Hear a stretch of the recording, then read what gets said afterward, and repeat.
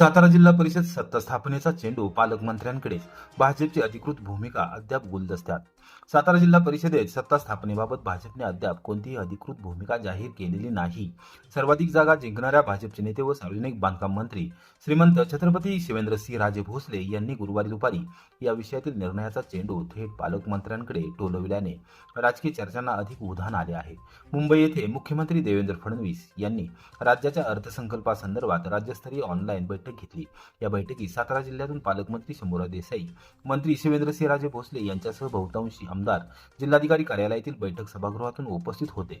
बैठकीनंतर जिल्हाधिकारी कार्यालयाच्या प्रवेशद्वारावर पत्रकारांनी पालकमंत्र्यांना सातारा जिल्हा परिषदेत सत्ता स्थापनेबाबत प्रश्न विचारला असता, गेल्या 2 दिवसांपासून मी बोलत आहे, आता मंत्री शिवेंद्रसिंहराजे भोसले बोलतील असे म्हणत त्यांनी मंत्री भोसले यांच्याकडे अंगुली निर्देश केला. त्यावर प्रतिक्रिया देताना मंत्री भोसले यांनी, आम्ही नुसता हातात हात घ्यायला तयार नाही तर मिठी मारायला तयार आहोत असे सांगत आपली वैयक्तिक भूमिका स्पष्ट केली. मात्र भाजप पक्षाकडून अद्याप सत्ता स्थापनेबाबत कोणतीही अधिकृत भूमिका जाहीर करण्यात आलेली नाही. या पार्श्वभूमीवर सातारा जिल्हा परिषदेत सत्ता स्थापनेचा निर्णय पालकमंत्र्यांच्या भूमिकेवर अवलंबून असल्याचे पुन्हा एकदा स्पष्ट झाले असून जिल्ह्यातील राजकीय घडामोडींकडे सर्वांचे लक्ष लागले आहे. ते म्हणतायत मी 2 दिवस झालं बोलतोय, आज महाराजांना विचार. अरे बाकीचे कुठला विषय? खाली एक मिनिट, खाली एक मिनिट. आपण खाली ते पालक आहेत, पालकमंत्री ते आहे आणि त्यांच्या पालकत्वाखाली आहे. आता मगाशी मला म्हटलं शेजारी बसा, म्हणजे मी हात पुढे करतोय तर तुम्ही घेणार, म्हटलं आमची मिठी मारायची तयारी आहे. म्हटलं आता तुम्ही चालते का नाही? बोलावणं काय आलं, तुम्ही गेला नाही बैठकीला बोलवलं गेलं, पण तुम्ही काही त्या बैठकीला आला नाही, त्यामुळे थोडी नाराजी काल व्यक्त केली आहे. नाही असं नाही, मला त्यांनी थेट मला बोलवलं, मी कधी येत नाही असं होत नाही. ते वाया निरोप आल्यामुळे जरा घोटाळा झाला. या जिल्हा परिषदेला आता तुम्ही दोघं एकत्र असणार आहे का सत्ता स्थापने? आम्ही जिल्ह्याच्या विकासासाठी एकत्र आहे. आता पुढचे विषय पुढे, आता त्याच्यावर कधी चर्चा होणार आहे तुमची? ते आता त्यांनीच सांगायचं. त्यांनी तुमच्यावर सांगताय, तुम्ही कधी हे करा. आम्ही काय आपलं बघत बसलोय, त्यांनी सांगायचं. ते म्हणजे 2 वेळा आम्ही पुढाकार घेऊन पुढे आलेलो, पण आता मोठा पक्ष भाजप आहे, भाजप पुढे येणार का विचार? ते मोठे आहेत, पक्ष आमचा मोठा जरी आकड्या नसला तरी ते मोठे आहेत. त्यांनी सर्व मोठ्याने सामावून घेतलं पाहिजे. मोठे द्वंद्व तोंडावर पडले असं त्यांनी सांगितलं. हा? मोठे द्वंद्व तोंडावर पडले. 2 वेळा आम्ही बैठकीसाठी बोलवलेलं. नाही ना, असं काय त्यावेळेस जरा वातावरण नीट नव्हतं, जरा आता नीट झालं. सातारा जिल्हा परिषदेत सत्ता संघर्ष, राष्ट्रवादी शिवसेना युतीकडे वाटचाल, अध्यक्षपदासाठी हालचालींना वेग.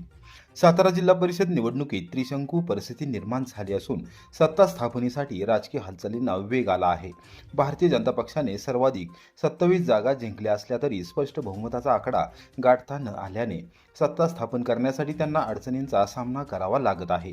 अशा परिस्थितीमध्ये दुसऱ्या क्रमांकावर असलेल्या राष्ट्रवादी काँग्रेसने 20 जागा तर उपमुख्यमंत्री एकनाथ शिंदे यांच्या नेतृत्वाखालील शिवसेनेने 15 जागा जिंकत सत्तेचा किल्ला सर करण्यासाठी प्रयत्न सुरू केले आहेत.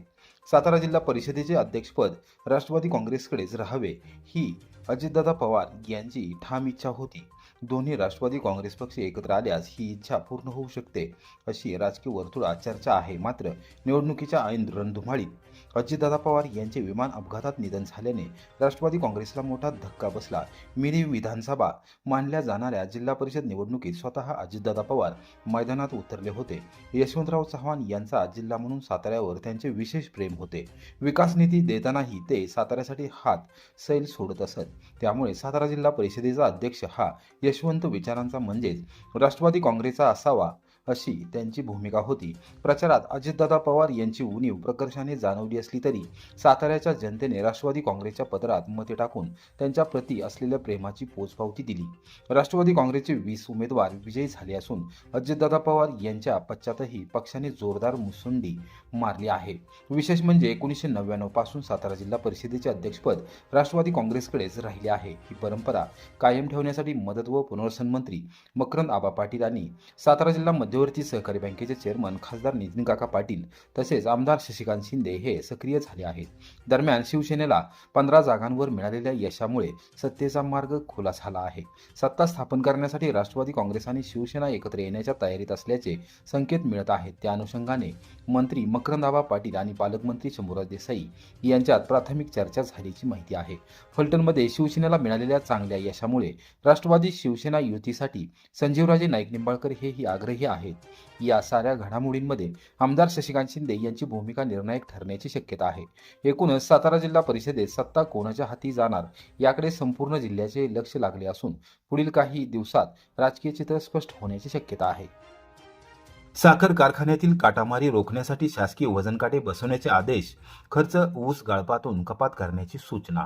राज्यातील साखर कारखान्यांमध्ये ऊस वजनात काटामारी व रिकव्हरी चोरीच्या वाढत्या तक्रारींच्या पार्श्वभूमीवर प्रत्येक साखर कारखान्याच्या बाहेर शासकीय वजन काटे बसवण्याच्या सूचना साखर आयुक्त संजय कोलते यांनी वैद्यमापन विभागाच्या नियंत्रकांना दिल्या आहेत. आमदार खासदार स्थानिक विकास कार्यक्रमातून किंवा संबंधित साखर कारखान्याच्या कार्यक्षेत्रातील ऊस उत्पादक शेतकऱ्यांकडून प्रति टनाप्रमाणे कपात करून वजन काटे उभारण्याचा खर्च वसूल करण्याची तरतूद करण्याचे निर्देश देण्यात आले असल्याची माहिती स्वाभिमानी शेतकरी संघटनेचे संस्थापक माजी खासदार राजू शेट्टी यांनी दिली. राज्यातील अनेक साखर कारखान्यांमध्ये सर्रास काटामारी व रिकव्हरी चोरी करून ऊस उत्पादक शेतकऱ्यांची लुबाडणूक होत असल्याचा आरोप होत आहे. याबाबत मुख्यमंत्री देवेंद्र फडणवीस यांनी ही स्पष्ट भूमिका मांडत चालू गळीत हंगामात एकूण गाळप झालेल्या ऊसाच्या वजनात सरासरी सुमारे 10% घट झाल्याची माहिती दिली आहे. काटामारी सोबतच रिकव्हरी चोरीचे प्रमाण वाढल्याने ऊस उत्पादक शेतकरी, वाहतूकदार आणि ऊस तोडणी मजूर दुहेरी संकटात सापडलेले आहेत. या पार्श्वभूमीवर राज्यातील सर्व साखर कारखान्यांच्या बाहेर जिल्हाधिकारी, साखर सहसंचालक, उत्पादन शुल्क विभागाचे अधीक्षक आणि वजनमापन नियंत्रक यांच्या नियंत्रणाखाली शासकीय वजन काटे उभारण्याची मागणी करण्यात आली आहे. शासनाकडे निधी उपलब्ध नसल्यास संबंधित कारखान्याच्या गाळप झालेल्या ऊसातून वजन काट्याच्या खर्चाइतकी रक्कम शेतकऱ्यांकडून प्रतिटन कपात करून घेण्याची तरतूद करण्याची मागणी स्वाभिमानी शेतकरी संघटनेने केली आहे. दरम्यान राज्यातील प्रत्येक साखर कारखान्यात बसवण्यात येणारे वजन काटे हे डिजिटल व ऑनलाईन प्रणालीद्वारे शासनाच्या मुख्य सर्व्हरला जोडले जाणार असून त्यामुळे पारदर्शकता वाढण्याची अपेक्षा व्यक्त करण्यात येत आहे. तसेच चालू वर्षी काटामारी व रिकव्हरी चोरीचे प्रमाण मोठ्या प्रमाणात वाढल्याने शेतकऱ्यांना मोठा फटका बसला आहे. यामुळे प्रत्येक साखर कारखान्याच्या गळीत हंगामात 500 टनांपेक्षा जास्त ऊस तोडणी झालेल्या ऊस उत्पादक शेतकरी आणि वाहतूकदारांची गावनिहाय यादी प्रसिद्ध करण्याच्या सूचना साखर सहसंचालकांना देण्यात आल्या आहेत. वडूज पोलिसांच्या मध्यस्थीने कलेडोन गावातील 2 गटातील तणाव निवळला, संभाव्य अनुचित प्रकार टळला. कलेडोन तालुका खटाव येथे 2 गटांमध्ये निर्माण झालेला तणाव अखेर वडूज पोलिसांच्या तत्पर मध्यस्थीमुळे यशस्वीपणे मिटवण्यात आला. पोलीस निरीक्षक घनश्याम सोनवणे आणि सहाय्यक पोलीस निरीक्षक विक्रांत पाटील यांनी प्रत्यक्ष गावात जाऊन परिस्थितीची पाहणी केली व संतप्त युवकांशी संवाद साधत त्यांना शांत केले. त्यांच्या समंजस्य भूमिकेमुळे संभाव्य अनुचित प्रकार टळला असून गावात पुन्हा शांतता व एकोप्याचे वातावरण निर्माण झाले आहे.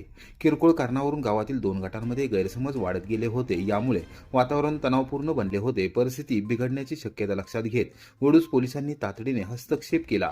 पोलीस निरीक्षक घनश्याम सोनवणे यांनी कायदा व सुव्यवस्थेचे महत्त्व समजावून सांगत कोणताही प्रकारचा वाद हिंसक वळण घेऊ नये यासाठी संयम राखण्याचे आवाहन केले.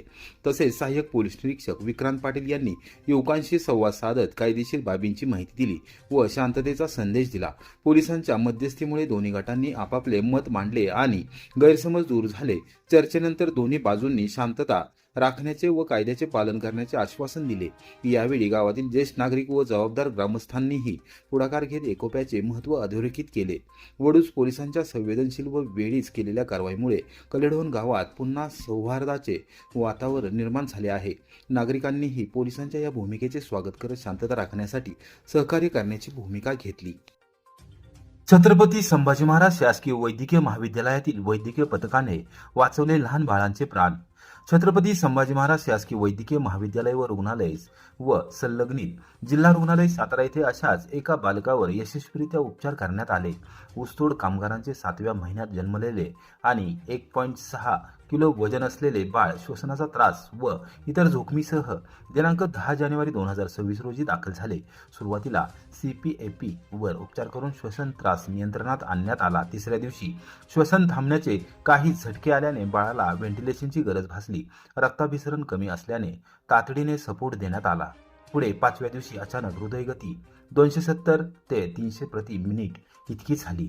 त्याला सुप्रिव्हेंटिक्युलर टेक्निकार्डिया SVT हा हृदयाचा गुंतागुंतीचा आजार झाला.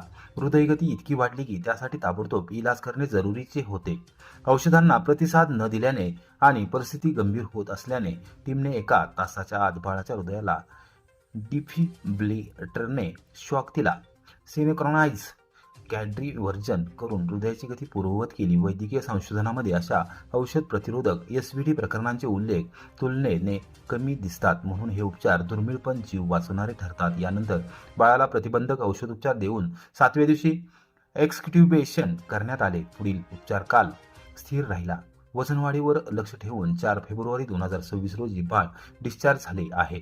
दिनांक 10/2/2026 रोजी बाळ नियमित लसीकरणासाठी बाह्यरुग्ण विभागामध्ये आले असता सध्या बाळाची वाढ चांगली असून वजन 2 किलो झाले असून प्रकृती उत्तम आहे.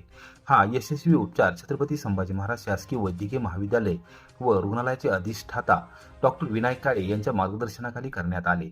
सदरील उपचारामध्ये बालरोग विभागाचे विभाग प्रमुख डॉक्टर उदय राजपूत यांनी मुख्य भूमिका पार पाडली. तसेच डॉक्टर उल्का झेंडे यांच्या उपचारामध्ये सक्रिय सहभाग होता.